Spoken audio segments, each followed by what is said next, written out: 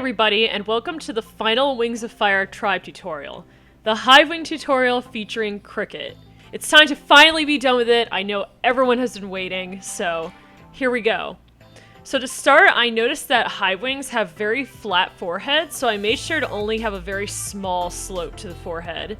It's quite difficult to draw off of the official Joy Ang reference because the HiveWing is snarling, so it's difficult to see what the face shape is like. But overall, Cricket's cover has a good closed mouth reference. Similar to what I did with the Leafwing tutorial, I started out with a generally normal snout shape, even though the HiveWings have this really weird, like, axe-like snout shape almost, and then I added the rounded point of the snout and the nose afterward. The middle horn is kind of hard to explain, but basically almost draw it like a very thin wave, like if you were just trying to draw like a wave symbol, I guess. And that's kind of what the middle horn looks like. For the neck, I used the general S-shaped curve that I use for most dragon necks in the tutorials. In general, the HiveWing face is different from other dragons because it's very angular. HiveWings have a very sharp jawline, they have that axe-like prominent beak, the extra horn as well as the horn on the nose, and even the chin kind of juts out like a bit. I have a feeling that Joy Ang designed them that way to make them seem especially foreboding and scary as they're described to be in Blue's book. But you'll notice that Cricket kind of has softer features compared to the official HiveWing reference, since she's like kind of a soft, pure, nice girl instead of like harsh soldier. I started sketching out the features on the face before the color step, or the line art steps, since HiveWings kind of have this weird formula to their facial markings. They have a curved marking on their snout to denote sort of the sickle of their beak, and their beak is dark colored, which the dark color follows along the top of their heads, their horns, and their spines. Their ears are kind of high up on their head at about the same level as their eyes, also. They have a little horn kind of at the back of their cheek, so I made sure to include that, although it's not super sharp like the Icewing horn. And then their horns are actually very large, so I complained in some of the other tutorials about how some of the other tribes have really small horns, but the HiveWings have these really nice big swooping horns that are kind of pretty. The HiveWings have 3 squarish shaped scales behind their eyes and in front of their ears. This feature is kind of shared with the Silkwings if you look closely. Now we're on to the neck scales. Honestly, I find HiveWing scale patterns to be pretty annoying to draw, but thankfully they can be broken down pretty easily into 3 major layers. The top layer with big plated scales is the first one. Then there's this diamond layer with diamond-like scales and a tummy layer with straight tummy scales. I use a trick that I use in the other tutorials, like the Sandwing tutorial. So I draw the line in blue where I want the center of the diamond layer of scales to be. Then I can sketch the diamond or the triangle layer of scales accordingly, and I can make sure that the points line up with the line that I made, so that makes sure that my scales aren't kind of wonky and all out of place. Then I can draw the top and bottom scalators by simply making curved lines that connect the diamond scales to the tummy or neck. So I just need to make sure that the diamond scales kind of overlap correctly, which can be honestly a bit of a pain. But once you have that, you're pretty much settled and you don't have to worry about your scales being misaligned and weird. I just can do the same exact thing with the tummy scales.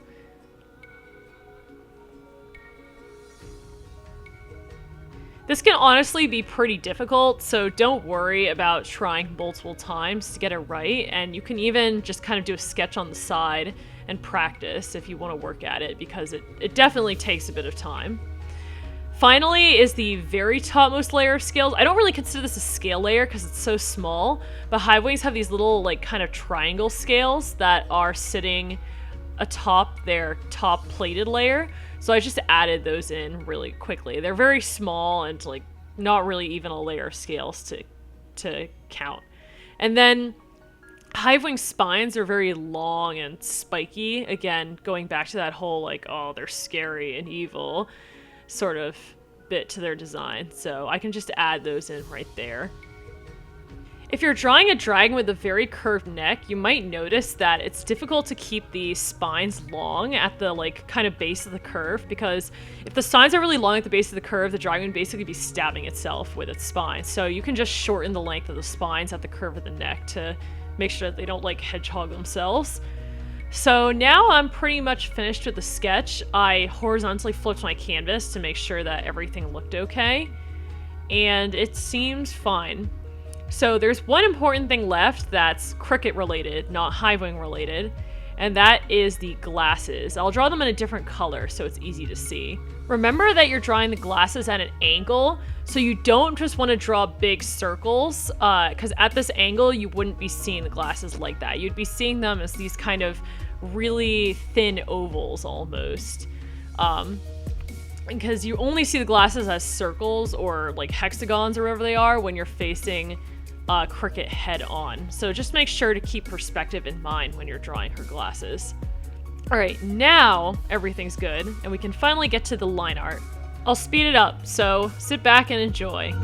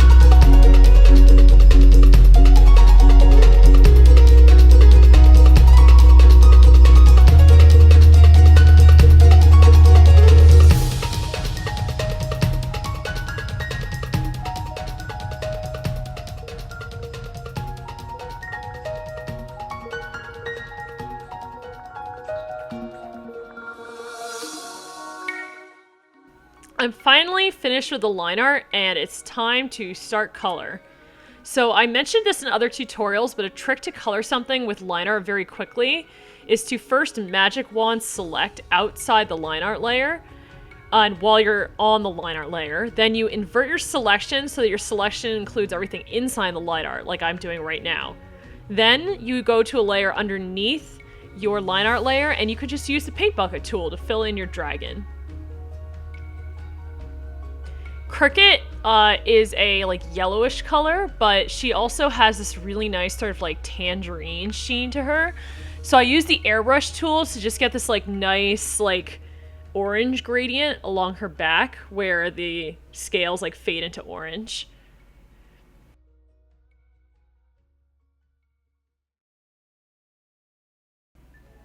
Cricut's belly is a whitish cream yellow, so that's the color I ended up choosing for her tummy.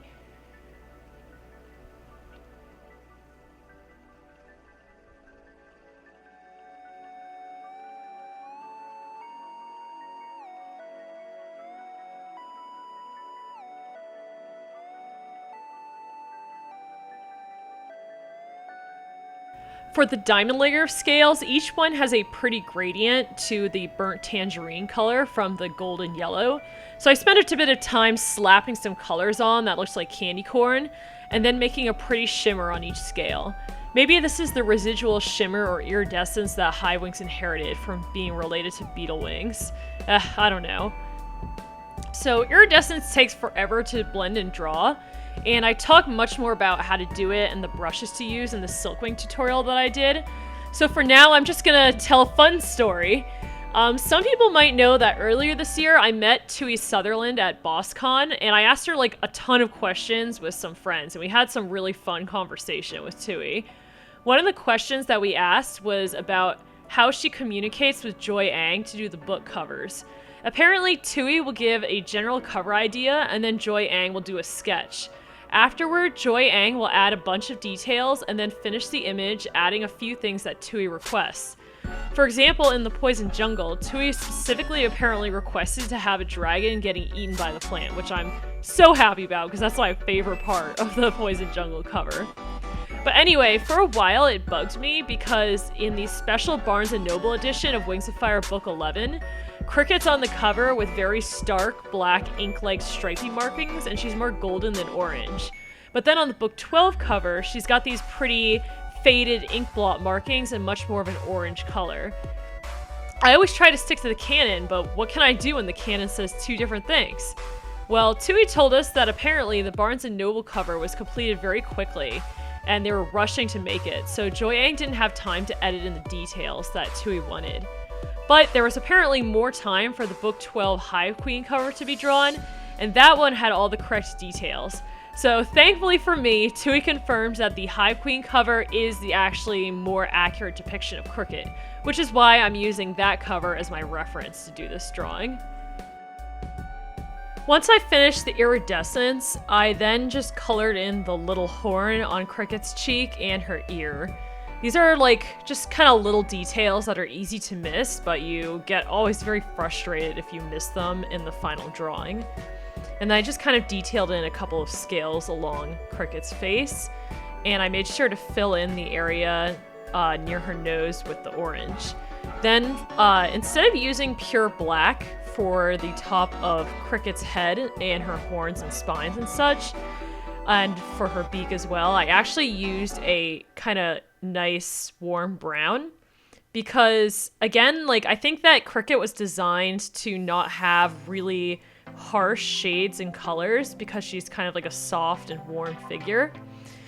So just taking that into account when making Cricket, but if you're going to draw Queen Wasp or something, I definitely use like harsher blacks.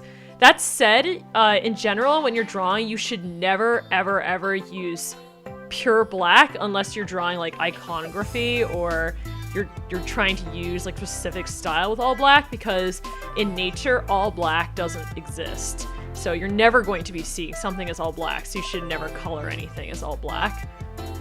In general, usually dark gray works really well, or like dark blue, dark brown, dark red, dark orange, just like a very desaturated version of those colors, but never like the pure black, basically.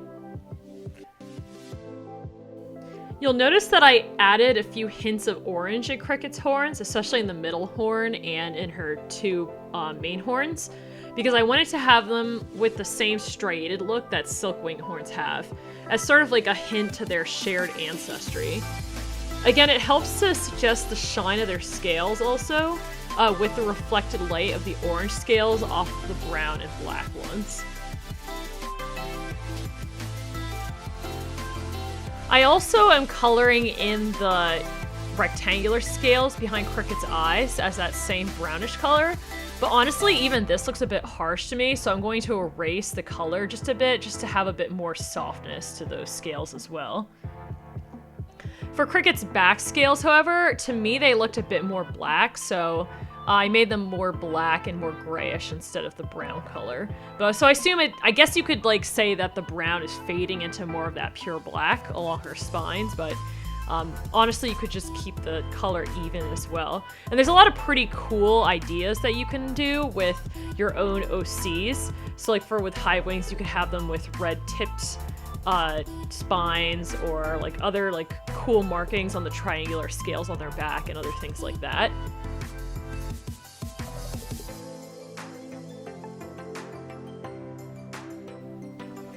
Next, I'm continuing on to Cricket's eye and her glasses. I decided to leave the eye white for a bit just because I thought it was funny, like it looks like possessed Cricket, but anyway. For her glasses, I think they're gold in the books, so you can color them like golden color with a little white or bright yellow shines to indicate their metallic nature. For the lens part of the glasses, I colored them by setting my brush to very low opacity white to to make a whitish film that looks like glass, and then I colored the shines of light and a higher opacity white over it, and like just kind of like 2 white streaks.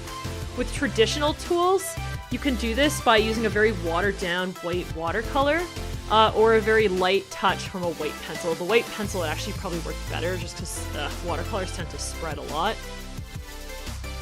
For Cricket's eye, I am just drawing it the way that I usually do my eyes. I wanted to give her an innocent and hopeful expression, so I drew her eye with the iris looking upwards, so the iris is like positioned at the top of the eye. I started with brown, then I did the semicircle around the lower part of the eye where I wanted the light part of the iris to be. Then I did the pupil and the upper part of the eye with the dark brown. Then I added a few light brown flecks to give the iris detail, and then the white spot in the eye to show the reflected light from the sun or the light source. As you can see, drawing the eye is so fast that usually it only takes around a minute or less to draw it. It's actually one of the fastest part of a drawing, and a lot of people have asked me about an eye tutorial. I think there are a lot of very good eye tutorials online already, but I might do my own tutorial just because so many people have asked in general. So finally is the last part of drawing Cricket, and that's her ink spots. This is of course unique to Cricket herself, as not every HiveWing you'll draw will have these spot markings. I actually found this pretty challenging to do because it was difficult to make them look natural and not just random Dalmatian spots or something that I was putting on her. The way that I ended up figuring this out was I just took a sort of watercolor brush or light marker brush or whatever brush in a digital program that has good blending, and I just kind of lightly dabbed around with it on Cricket. I tried to add a couple of stripes in to still suggest that she's a stripy HiveWing, but I just sort of made little spots that had lighter opacity and then spots that had darker opacity, and then I tried to erase around the edges to get that sort of ink blot, running ink feel, basically. It definitely took quite a bit of time though, and it was difficult to figure out how to make it look actually natural markings instead of just blotting around. Before this tutorial ends, I have a funny story. So part of the reason for the delay on getting this tutorial out is that I have a chameleon, and ironically he needs crickets to eat. The crickets are actually really freaking loud and they chirp a lot, especially in the spring, so they kept on interfering with my audio.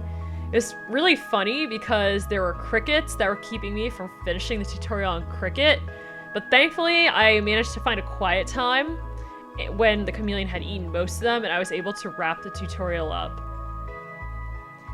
Anyway, after I finished the ink blots, I decided that the picture of Cricket is pretty much finished.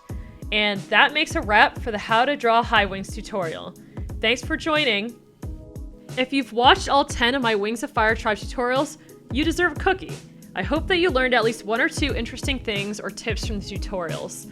Thanks for sticking with me, and if you liked this tutorial or any of my others, please give them a like or subscribe. That will help other artists find the tutorials in the future. Huge thanks for 5K subs, and I'd definitely like to do more tutorials in the future, although I haven't decided exactly what they'll be yet. Drop a comment if you have an idea on what sort of tutorial you'd like to see, and I'll see you in the next video.